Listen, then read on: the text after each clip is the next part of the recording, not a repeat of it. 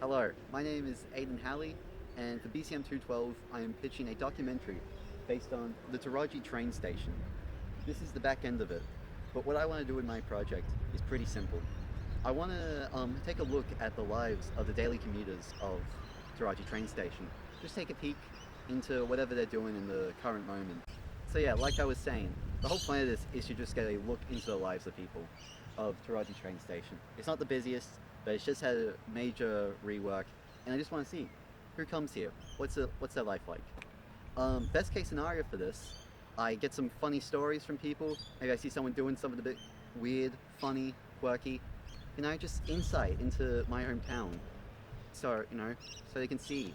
The most interesting thing about this station is the Taraji hunt that connects to it. Nobody comes below it. This would probably most closely relate to a survey structure. I'm just going around to people, putting a mic in their face if they, they consent to it, and just asking them random questions. There's no rigid, overarching question I'm asking here. Just go with the flow, kind of. So I'm going to be approaching this from a observational perspective of documentary. The focus, it's not on me, it's on the rest of the crew, it's on the people that are coming to the station.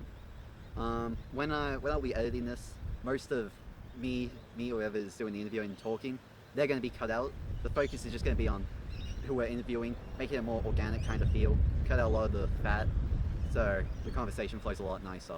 That'll be most of the editing towards it. I want the station to be a living part of this. I don't want it just to be a close-up at all times. I want people to be able to see the station, because it's a nice looking station, it's got good lighting to it. That is the best case scenario though.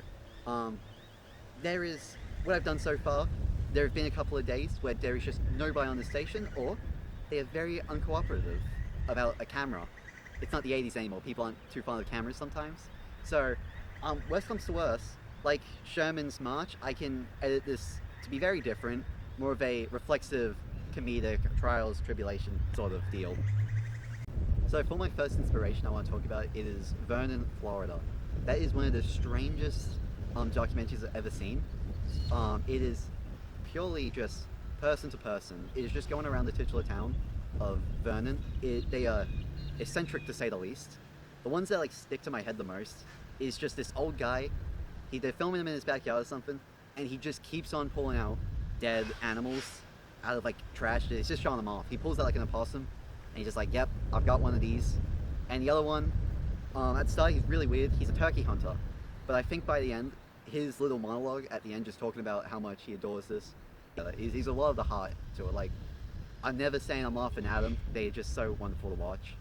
Called 72 Hours, document 72 Hours. The episode I'm going to focus on this one is the thrift shop episode. So it's literally just, they go to all these different places in Japan, to these people. It's like an old salaryman boss who's now going to move back with his parents to look after them. And he's looking at all his old work equipment, all the staples, all that he's returning for the thrift store, get some money. And he gets really introspective about it, thinking about all the people he's wronged, all the people he's pushed way too far for working. He feels really bad about it, and I think it's really nice seeing, people get a bit somber about it. So obviously the ethical considerations with this is, I'm shoving a camera into random people's faces. So first of all, consent, what do you call it? If they say no to me asking, hey, can we film you? Immediately, no questions asked, just walk away. I'm not trying to be labeled as a public nuisance and be banned from my local train station. So another thing I should probably look into is the train station manager. Probably need their consent to it too. So for the camera choice will be the XA70. I find it a lot better than the DSLR. It's a better shape, and also it has a mic holder on it. For a shotgun mic, I can just plug straight into that if need be. I'll get a long cable, I'll get a pistol grip for that, and then additionally a dead cat mic cover, because it gets really windy at train stations, and that can be very oppressive on the sound quality. For crew, I'm thinking a director / interviewer. We'll have someone on sound holding the shotgun mic through the pistol grip, and then we'll just have a camera man. I think that would be a good lineup, and then just share the load when it comes to editing. So the process will be almost immediately after the pitch is filmed, pitch is approved. We will get a bunch of interviews slap that together with B-reel, and then we'll have plenty time to edit it down, get it nice and concise, and good for the viewer to enjoy and watch. Okay, so just finally, proof of concept, just what I've got so far.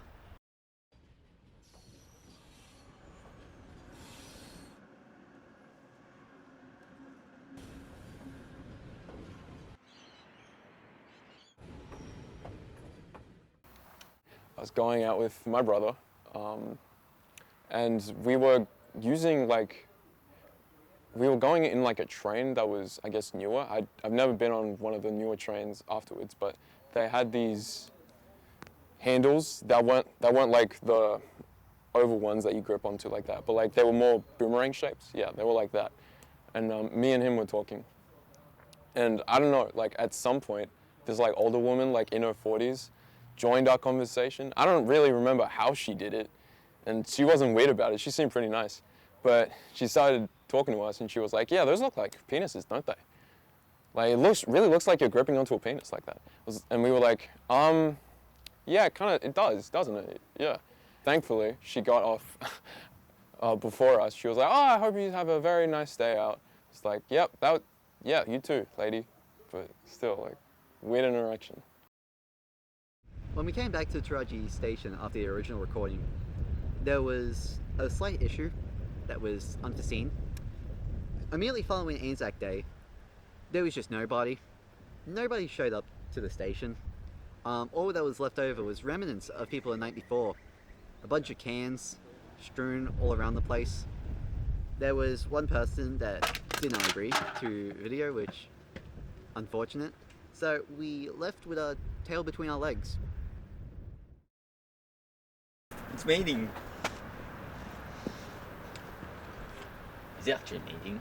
Okay, so as it's shown, the focus isn't on the crew, as stated before, but I'm thinking it is no reason if you see a corner of one of us to just completely stop filming. 72 hours, the crew, they show up once in a while, but like, I don't think that destroys the look. You know from the very beginning, it is a film crew going around.